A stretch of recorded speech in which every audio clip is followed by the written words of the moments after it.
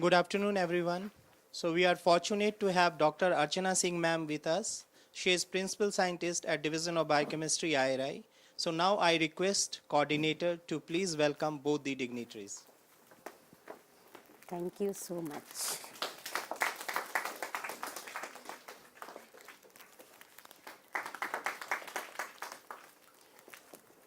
Now I request my colleague Dr. Veda Krishnan to please introduce the speaker.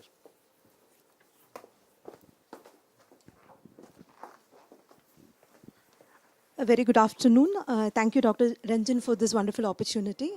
So welcome once again. So this session is definitely going to be wonderful as we have a very wonderful speaker here.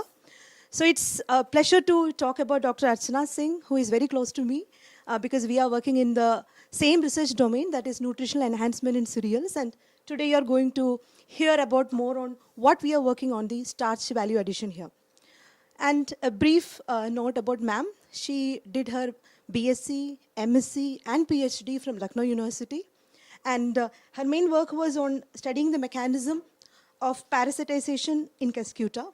And we all know ma'am as a main genomics person because she had immense experience in all the wonderful genome sequence that we are really proud of. Rice, tomato, PGNP, and she is known for her citations and paper. She is already having Nature publications and many well-known publications. And I hope this lecture will be wonderful and you people will definitely extract her knowledge and her experience in the forthcoming interactions. So with this, I welcome ma'am for this session. Thank you so much, Veda, for these wonderful words. But it gives me pressure to prove worthy for that also. So, as she mentioned, I am working here, but despite of the starch value addition projects, we were also working on the abiotic stress domain also in the wheat and rice. But today we are talking about the starch value addition by modifications. So we will reveal around the starch value addition by modification around 3 questions. What, how, why and where. What means what the starch value is actually, what the starch quality is which we are talking about, what relation it is having with the human nutrition and what the particularly human nutrition requires, and about under the category why this is important, why we need the value addition in the starch products, and how it is going to improve our nutritional value. And when we are talking about how means, as we know that starch is component of all the carbohydrate groups like glucose or amylose, amylopectin, all these polymers of the glucose, they are going to synthesize the starch molecules. So how these starch molecules are going to be synthesized in vivo as well as in the in vivo condition, how they are going to be modified by the enzymatic interventions, and after that how these enzymes they can be processed in vitro condition also to improve their value. So as the myth says that starch is in a dilemma. So they say starch whether it's good for your health or bad for your health. So regarding this, how you will reveal around what the starch is, if we will directly call upon, starch is made up of full of the nutrients. And the energy product we are going to reveal, we are going to extract from the starch product as such. Starch you can categorize under the carbohydrate as such also. So the few people which are health conscious, they say that we will take low carb diet or they will have the keto diet devoid of those carbohydrate products. But it's not the case with the relation to their nutrition. Why? Because nutrition, under the category of the nutrition, you have to extract the energy, and glucose is the main product of your hydrolysis of the carbohydrate and the starch, which release energy. And without energy, all the metabolic processes, they are going to be defeated.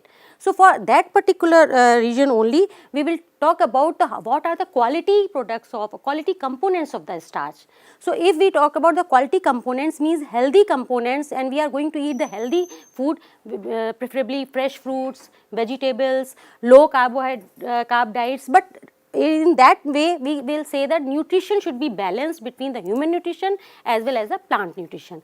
If plant is healthy, they are full of nutrient, then again our diet is also healthy. We are having full nutrition. So on that basis, we say that we have to harness the power from the plant-based nutrition. And as you know that during the metabolic processes, what are the degradation level or the series of the degradation of these biomolecules? Once the energy is required, first carbohydrate is going to be degraded, hydrolyzed. After that, protein is going to be degraded, and then later on lipid is going to be degraded. So people are harnessing the quality of the protein, but protein as such is also not very beneficial for your body. So they say that whether we will go for the starch related diet or not, at that moment they say that in the recent market also, your business market or the marketing food is a buzz of having the commercialized product, increased resistant starch type of things, or increased value of the starch value products. So all these commercial products, they are going to ultimately give the indicator that it is related with your health, it is related with your healthy nutrition. So what recent report says that why we are talking about all these things, because the word which resistant starch is coming into the account, which is the quality of the starch molecule or the carbohydrate component, why it has been neglected. 1970s, before 1970s, they were talking about only amylose and amylopectin is made up of going to make the starch components. But after that, they are saying there are some manipulations. Structural manipulations are there in vivo also, and in vitro also we will manipulate those structures. Depending upon that, we can improve the quality of the starch in terms of the resistant starch. So recently there is a blog which was given by Henry Gold. What he was saying, people are talking with the health nutritional value that they are having ketogenic diet, they are having intermittent fasting also, but they are not talking about the resistant starch, which is missing from the buzz of the word. So at that moment only there are business people also. So 5-star hotels and other restaurants, what they are going to, they put a menu card that we are having low carb diet or keto diet. But if we are not aware of what they are serving you, how you can be enriched with this low carb diet or keto diet, then their task is going to be helpful, but you are going to be defeated by their task. So during this session only we can say that as we say these nutrients, they are going to affect your health also. So what are the triggers, what are the stimulus? One stimulus is our sedentary lifestyle diseases are there. Another stimulus is there, what we are eating, they are going to lead towards your human defects. So at that moment, one survey, WHO survey, what he says, or that survey says that there are around 16 to 17 million people which are affected with some chronic diseases, and that too this portion is more in the children. Below age of 50 or 35 years of the persons, they are having these types of diseases. So on that basis, they say that we have to introduce some food products which are having good nutrition. So they categorize them. If we will have the dietary starch in our food parameters or the table, we can improve our health parameters. But how? Now again question arises, whether we will go for the starch diet or we will limit our starch diet. So that starch dilemma is always in our mind. No, we are, those person who are very cautious about their health, they will say no, we will have low carb diet. But actually energy is very much required for the other functionaries of your health parameters or the metabolisms. So on that basis, they say that you can risk upon all those things on the portions what you are taking, what quality and the quantity you are taking in your diet with reference to your nutrition and with reference to your health parameters. So as we know that sugar or the carbohydrate, sugar is one of the unit, you can say carbohydrate or the starch, they are polymers of the sugar units, polymers of the glucose unit. So these polymerization in the form of amylose and amylopectin, they are going to limit their beneficial effects.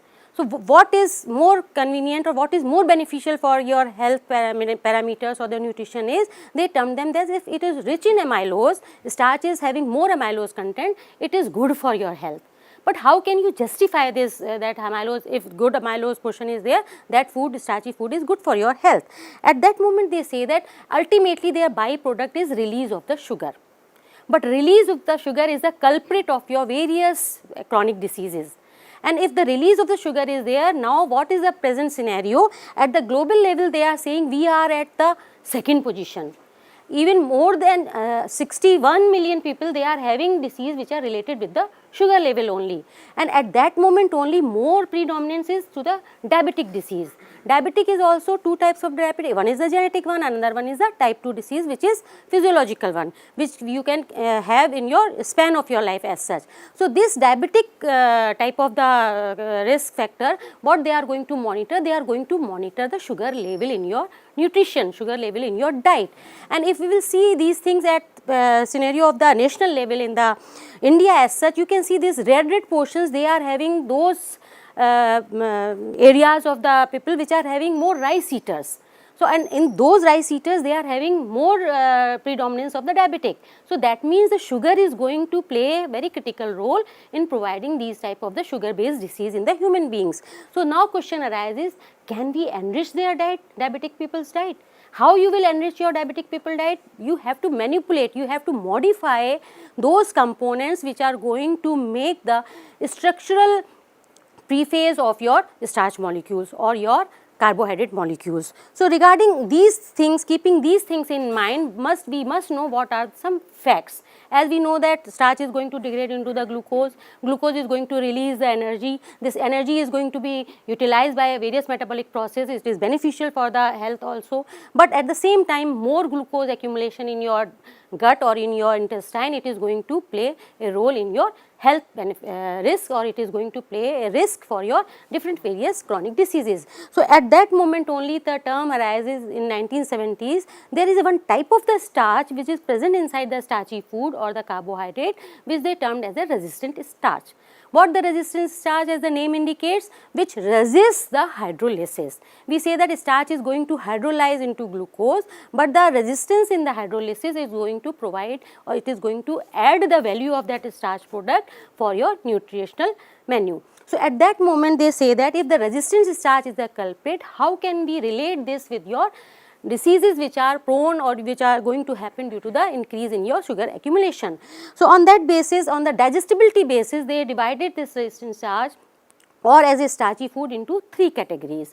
First, they say that it is a rapidly digestible starch, the starch which is going to be digested within 20 minutes or 25 minutes. Another one is a slowly digestible starch, the starch which is going to be digested in the 120 minutes, or you can say in 2 hours. And after that, the starch which is not going to be hydrolyzed, not going to be digested, they termed in under the category of the resistant starch. But the proportion of these three components in the starchy diet is very variable. Proportion of the resistant starch is very limiting, it is very low as compared to the SD and RDS. And RDS or rapidly digestible starch is risky, or it is not good for our health, because it is going to peak the glucose level in the blood stream. So, what our task is, we have to manipulate this starch in terms of slowly digestible starch and the resistant starch. So, this is our task, and with reference to your sugar level as such, you can estimate or you can measure your carbohydrate in the rank of glycemic response, glycemic index or glycemic load, and that load is dependent upon our physiology. So, load is going to vary from one place to other place. So, on that basis, if we are saying that in the gut what is happening in the first stage, in the 20 minutes this RDS is going to be degraded, in another 20 minutes SGS is going to be degraded, and the which is not going to be degraded at all, it is a resistant starch which is finally going the product of short chain fatty amino acids. These short chain fatty amino acids, they are healthy for our microbiota which is present inside our gut. So, those microbiomes which are feeding there, they are having this as a food, and this is the product which is coming from the resistant starch as such. So, resistant starch which is made up of all these amylose and amylopectin, what is making them resistant against the hydrolysis? If the more amylopectin is there, it is going to be degraded rapidly, because they are having more surface area for the hydrolytic enzymatic action there. But if it is having more amylose content, it is going to have, because amylose is the linear chain compound, it is going to have less accessibility to those enzymes, and ultimately it is going to resist, or it is going to slow down the release of the sugar, and at the same moment resistant starch is going to stop the release of the sugar. For the diabetic patients, the diet or the nutrition which is rich in the resistant starch, it is beneficial, because they have to limit the level of the glucose in their blood stream. So, at that moment the resistant starch not only going to lower down the blood glucose level, but also it is going to have a prebiotic effect for these microbial you can say enriched your gut, which is having these species, microbial species, and they are serving them as a food. And the species which is occurring inside the lower gut, or you can say it is having the ratio of more than 10 times more as your upper gut part region. So, they need much more feed to develop there. So, if we are having rich resistant starch diet, it is ultimately going to enrich your microbiota also, and ultimately it is going to lowering down your health risk. So, on that particular basis, the interrelationship between the short chain fatty acid and the resistant starch is very positive. They are positively correlated. More the short chain fatty acid is, means your diet is more rich in the RS content. And how it is going to beneficial? These red dots shows you how, what it is going to provide the beneficial effect to the pathogenic or the bacteria which are present there. They are ultimately going to lower down the toxicity and they are going to increase the immunity of your system. So if they are going to increase the immunity by taking the increasing the absorption of the mineral ions, magnesium ions and other things, at that moment we were thinking that what is happening in their structural modifications. So now if we will look at the structural crystallinity, what is happening? The starch is made up of 3 types of the chains. First is A, B and C. A chain is having some type of the linkage which is giving you with the color of the green, and B is having the more amylose component, while A is having more amylopectin component. But when these both are interlinked, they are also creating another type of the crystallization in the form of the C chain. So C chain is the complex of the interlinkage between the A chain and B chain. So as we know that amylose is having 1,4 linkages and amylopectin is having 1,6 linkages. But apart from these linkages, these chains are interlinked with other hydrostatic or the hydro bonds, so that they are making them complex, and structural crystalline structure is going to be changed, and they are leaving that accessibility or they are resisting that accessibility to those particular hydrolytic enzymes. So during this cross linking, these are the modulations at the structural level, and these are happening in the in vivo condition also on the basis of some other enzymes which are already present. So on that basis they have divided this resistant starch into 5 categories. This we have published a review in Journal of Rice Research. What we have categorized these 5 types of the resistant starch, 1, 2, 4, 3 and 5. Among these 5 categories we have targeted them under the inherent resistant starch category and the starch which is processed in vitro condition. So type 1, type 2 and type 5 they are coming under the category of the inherent resistant starch, because their manipulation, their modulation in the structure is going to happen inside the plant in vivo condition based on some enzymatic reactions or their linkage with other food matrix also. And type 3 and type 4 they are modified in vitro. In vitro condition means type 3 they are retrogradation type of the starch. By cooling, heating, parboiling or some other conditions we can provide them. At that moment your starch structure is going to be remodified or it is going to be rearranged. And in the type 4 we are introducing some chemicals. These chemicals they are going to esterify with the amylose and amylopectin functional groups, and at that moment also they are going to resist the hydrolytic degradation of those particular compounds. So under these 5 categories, and what are the sources we have limited there, from where you will get type 1 you will get from the whole grains or from the legumes, from where you will get type 2 or type 3. So these categorized or the sources are also given there. But now we are saying this inherent resistant starch is going to be manipulated and it is going to increase the value of your starch in vivo condition on the basis of your enzymatic manipulations. So what are those enzymes which are going to affect the synthesis of amylose and amylopectin?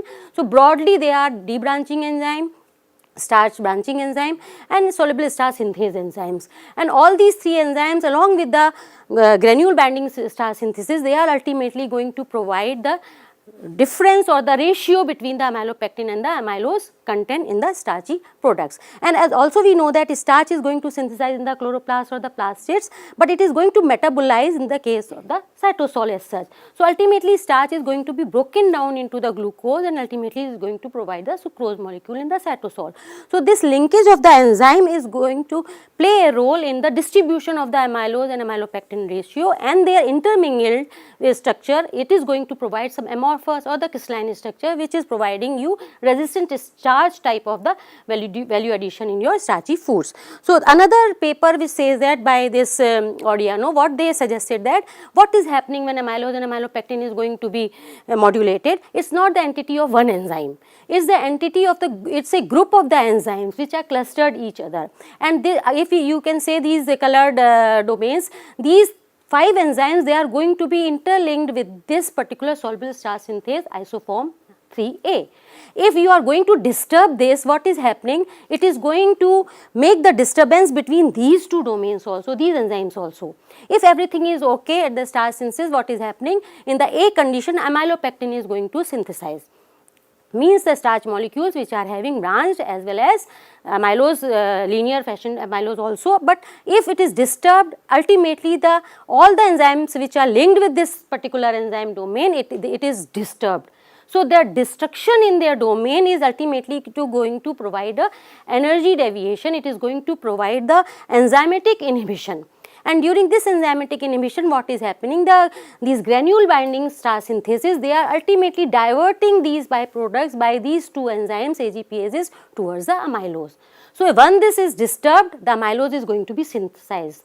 Simultaneously, at the same moment, what is happening, this disturbed domain is going to bifurcate, or it is going to provide those intermediaries towards the lipid biosynthesis also. This lipid along with the amylose is ultimately going to produce a resistant starch type 5 type of the form. So, at that moment they say that this is how we can manipulate the resistant starch portion in the starchy diet by the manipulation of these enzymatic interactions. So, at that moment if we can say, so ultimately what we targeted among these 5 enzymes as one of the very promising enzyme as a pulurinase, PUL. What pulurinase is, how it is important, because it is going to degrade the branches between exclusively between alpha 1 6. Isoamylase is also involved in this cleavage, but isoamylase is also having the cleavage at the alpha 1 4 linkage also. So, how can you monitor that what type of the linkage disturbance is there or degradation is there? So, we have targeted pulurinase as one of the commodity, one of the enzyme which can increase the resistant starch concentration in the starchy food. It will add the value, it will add the quality of the starch component in your starchy diet. So, at that moment another information was also available which says that there is a clustering of the amylopectin.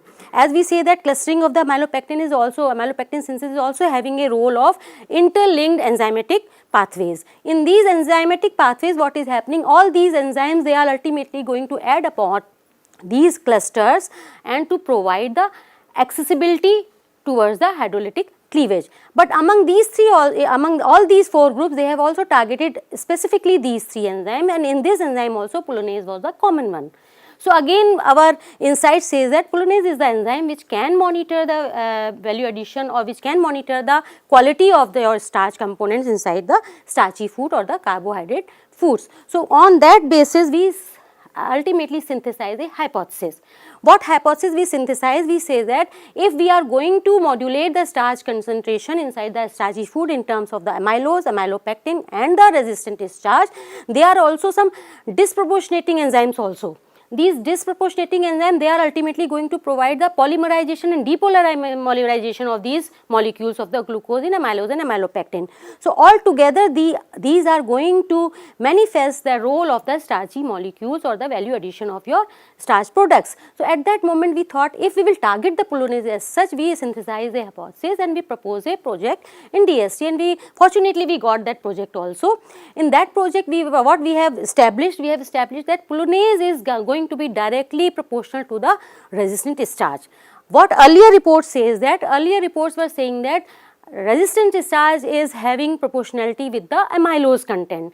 But what we synthesize here, although it is having that proportionality, but it is not in the linear fashion, it is not in the exponential way, because resistant starch is very low in quantity. It is around in the, if we will talk about the rice, it is having only 0.7 to 1.3 or 2.3 maximum to the 4% of your resistant starch is present in the rice variety. But if you will ask about the amylose is having how much, from 15% to 30%, 35% or 40%. So, if you will see the proportionality, the regression value is not showing that positive correlation. So, ultimately we find that although RS is having more in the rich amylose varieties, but proportionality is not in the exponential way.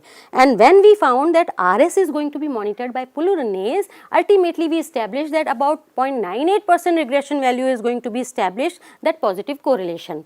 So, how can we monitor the value addition? How can we monitor the quality product of your starchy component? We can go for either 3 ways. What are these 3 ways? We have to lower down your glycemic index with reference to your human nutrition or human health.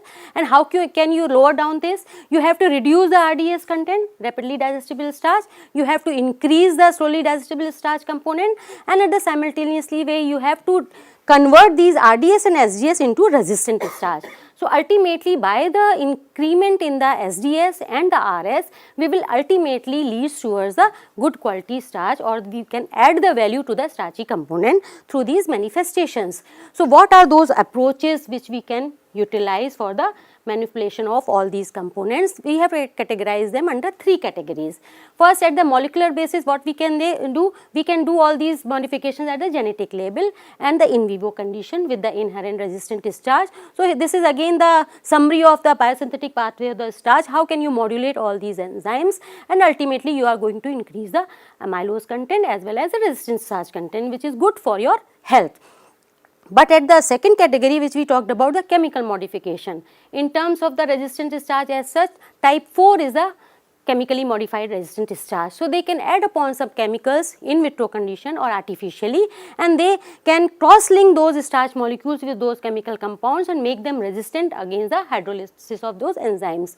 And third is the processing. Processing basically is the processing with terms of your cooking qualities, or how you are going to process with the recyclization of your food products, and that is coming under the category of to improve the resistant starch in type 3 resistant starch, which is called as retrograding starch. So with the retrogradation, ultimately it is going to rearrange their molecules inside the component, and through these rearrangements they are making them inaccessible to the enzymatic cleavage. So all these 3 approaches, they are going to lead towards the value addition in the starch component. This work we have done in the rice, and we also published recently in the International Journal of Biological Macromolecules. Here we have proposed this model, which we call them Polonase amylopectin trimming model. As we say that it is going to break the 1,6 linkages. When amylopectin synthesis is going on, we have also you have seen that in one of the model, what they are saying, the addition of those clusters is happening. During this addition of the cluster, what is happening, the overhangs or the bonds which are not arranged properly, disorganized bonds, they are going to be cleaved by this enzyme, and the ordered movement of these enzymes, they are going to make them more accessible or inaccessible to the enzymatic degradation. So during this model, we will ultimately find that the in vivo or the inherent resistance starch in the form of 1, 4, 5 and 2, all these 3 types, they are going to be modulated by all these enzymatic manipulations. And here we have modeled them with the basis of the Polonase enzyme, singularly with the Polonase enzyme, because it is going to degrade alpha 1,6 linkage, and the alpha 1,6 linkage, they are predominant in the amylopectin product as such. So on that basis, we also established a assay method.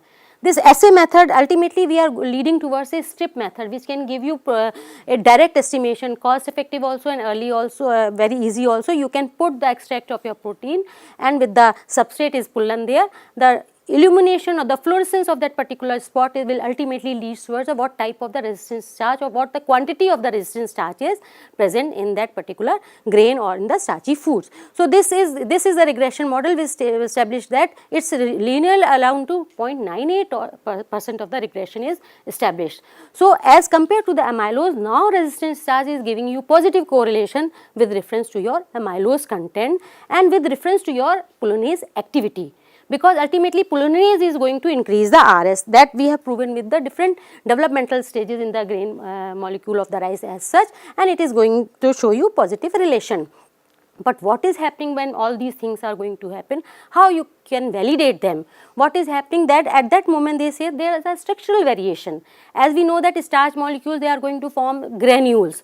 So what is the size of the granule? What is the packing of that particular granule? What is the degree of their polymerization? How bigger size of that granule is, it will ultimately lead and it will give the indication about the what type of the resistant starch is there and how the quality is going to be improved by these manipulations. So this is one earlier report which shows that this is the normal starch and this is the resistant starch. So you can see the packaging, the compactness is there as compared to the normal starch, which is not going to be compact as compared to the processed one.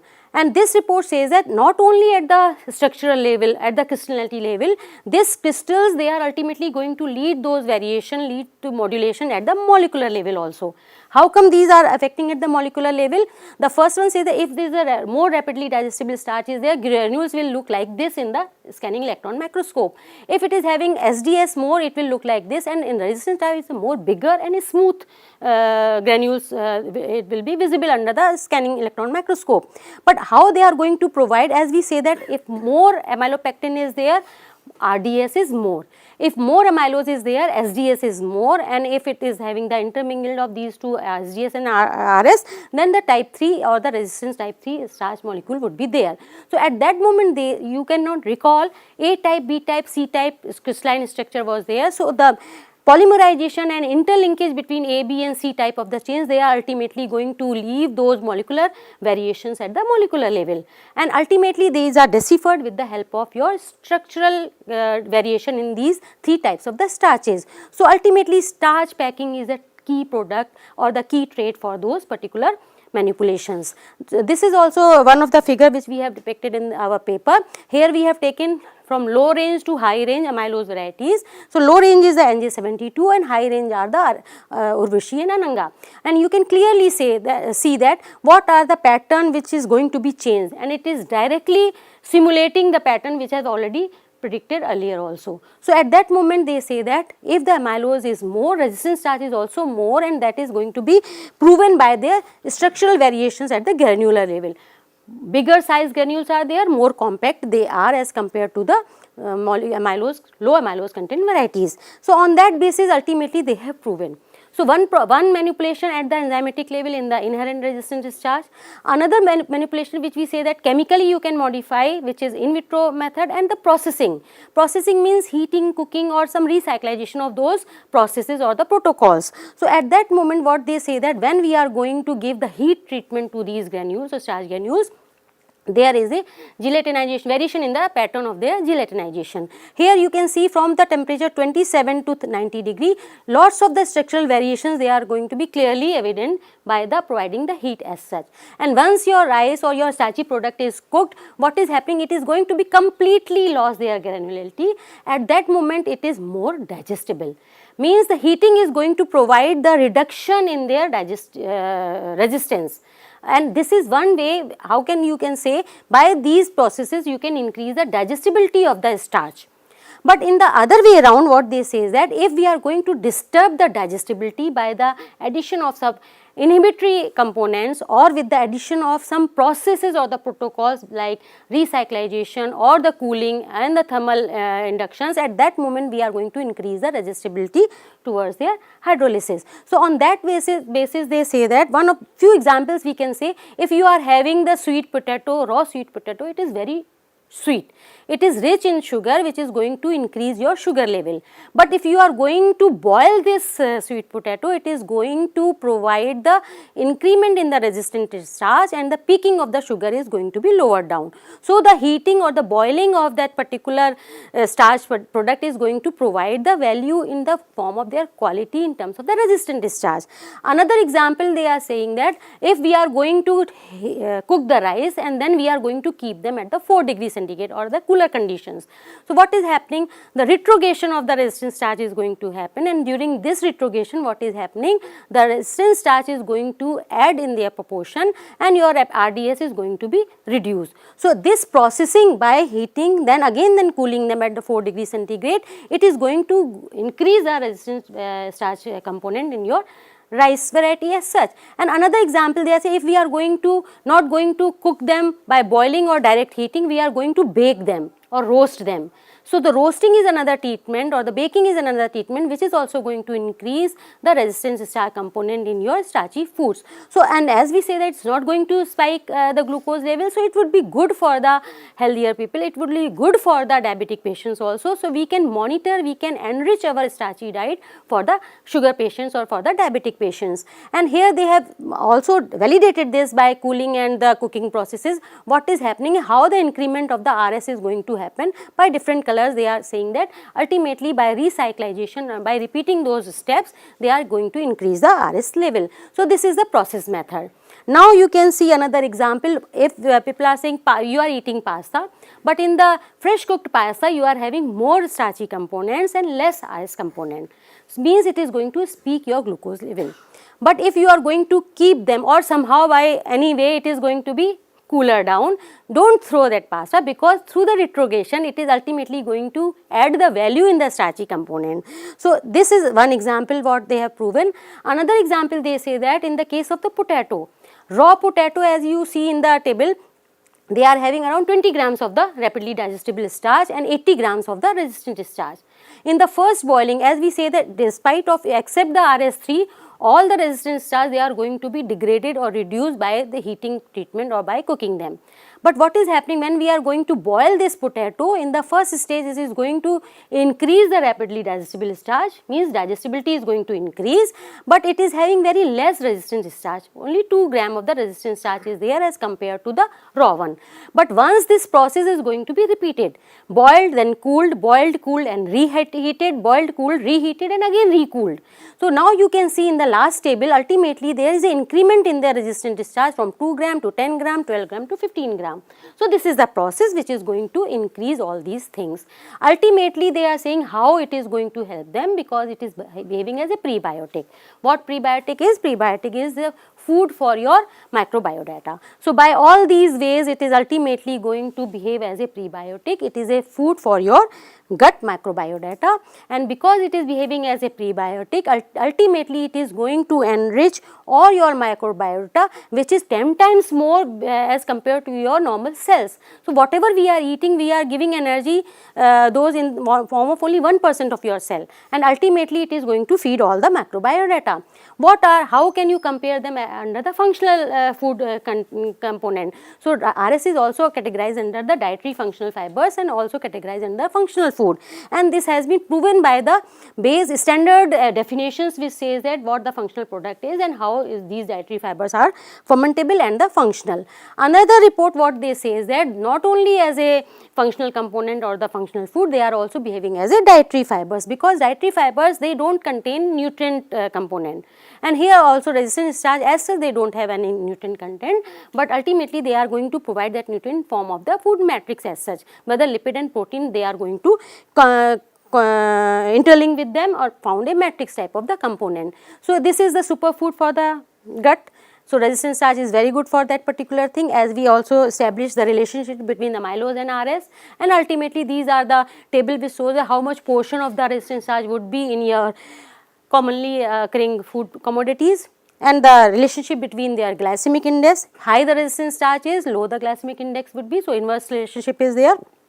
And another is where you will found, as we talked about, what, how, why and where. What are the sources of these resistant starch? So this table shows from where you will get the whole grain and fleshy fruits and vegetables. They are having more resistant starch because they are rich in fiber, and the fiber is also one of the component of your resistant starch as such.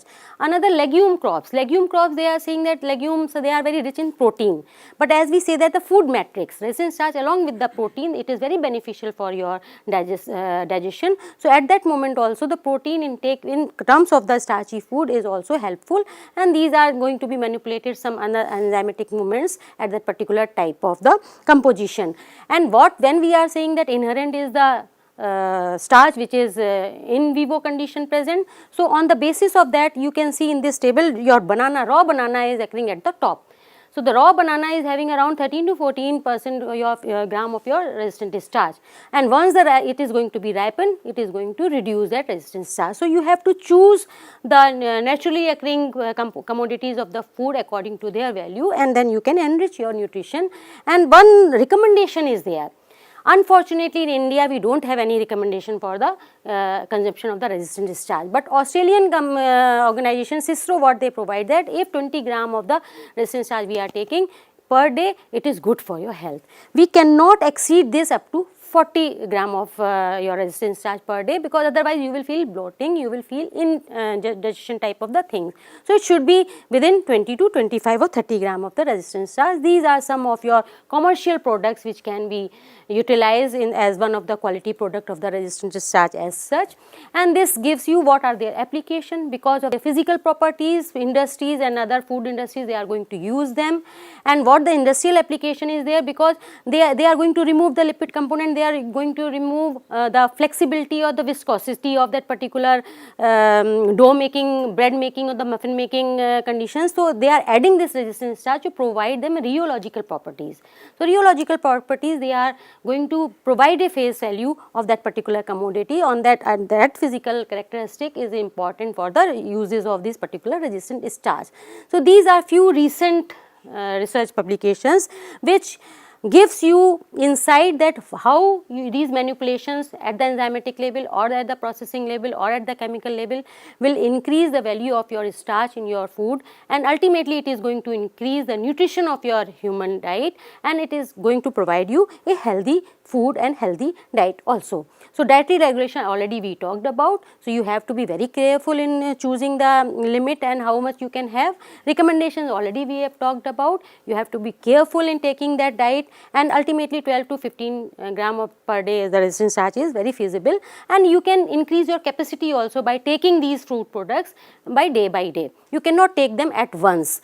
So, on that basis what your take home message is, if we are living, if we think that we will live healthy, we will live better, go for the veggies, go for the fruits. At the same moment, you don't discard your starchy foods at all, because it is very beneficial for other metabolic processes inside your health, and although also it is going to take the care of all these healthier parameters of your life, healthier parameters of your human health. So, at that basis we say that the value addition in the starch and the you can say carb diet is that you can manipulate the proportion of your components which are having quality rather than the quantity. So, quantity is amylose and quality is your resistant starch. So, how revolution begins? RS revolution begins, and what you can take, you have to create a habit, you have to make your habits to take more rich RS rich diet, more fiber diet, and you will be healthy. I have to thank my whole team, starch team, quality team which is working with me in this division, especially Veda Krishnan, she is co-PI with this team, and my students, my RA and SRFs, and my colleagues who are already there, always helping me and giving positive comments to improve upon. Thank you so much for patient hearing.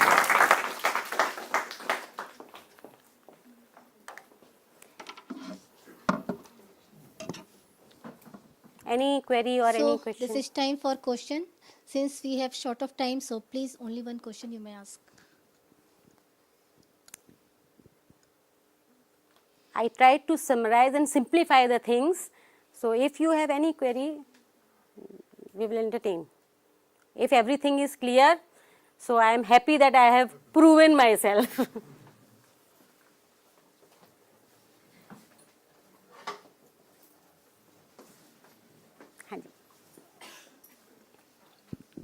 Thank you, ma'am. This is a informative lecture for us, and we got lot of things from this. Ma'am, my question is that it is normally starch storage is in plants and glycogen in animal. That resistant starch is starch storage is like that only in hormone starch. Resistant starch is not going to be stored at all in our human duct, and why it is not going to be stored? Because it is ultimately going to be degraded into the short chain fatty acids, SCFs are there, and these SCFs, which are in terms of your butyric acid or acetyl tyric acid, they are going to be utilized as a feed to these microbiota. So, they are food for them, and to enrich our microbiota we have to be healthy by enriching them only. So, it is not going to be stored at all. Ma'am, in case of plants? In case of plant, as we say that amylose and amylopectin, they are the proportions which are having more proportion in the carbohydrate compounds, but resistant starch is very low. Like in the banana it is there, but ultimately as a starch it is going to be accumulated. So, variability is there in the proportion, and that has to be deciphered. As we say that there are 5 types, we cannot decipher in the in vivo condition as such. So, resistant starch is one of the manipulation of your amylose and amylopectin or their intermingled type of the crystallinity. So, this is how it is a component of the starch as such. Okay, ma'am. Thank you, ma'am. Any other queries? Thank you so much. So, thank you, Dr. Archana Singh ma'am, for this wonderful talk. And you all agree that the talk is loaded with nutrition and very clearly explain about the different types of starch, and especially importance of resistant starch as prebiotic, its role in food matrix, and of course the food which are rich in RS, they have low GI, which is the demand of today's food. So thank you ma'am for this wonderful talk, and now I request the coordinator Dr. R.R. Kumar to please felicitate the ma'am with the moment. Thank you so much. It's my pleasure. Thank you.